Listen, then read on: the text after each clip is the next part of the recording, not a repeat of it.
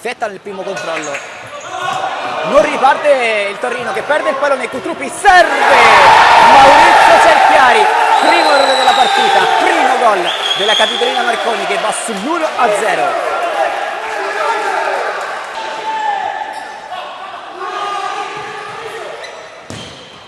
Maturo sul secondo palo, Cerchiari interviene, fa anche un grandissimo intervento difensivo.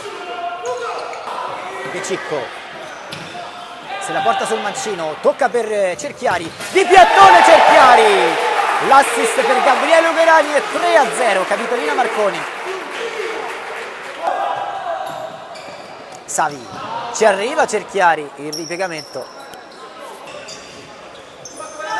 vede la palla il numero 4, scambio con Petrucci, Petrucci ingannato dal movimento di Cerchiari De Filippis, è 7-0.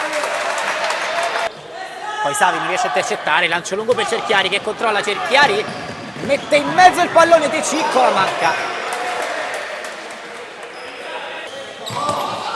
La riconquista ancora De Cicco, stavolta fa tutto da sola De Cicco, si ferma con la suola per Cerchiari. Ancora Maurizio Cerchiari, 8-1.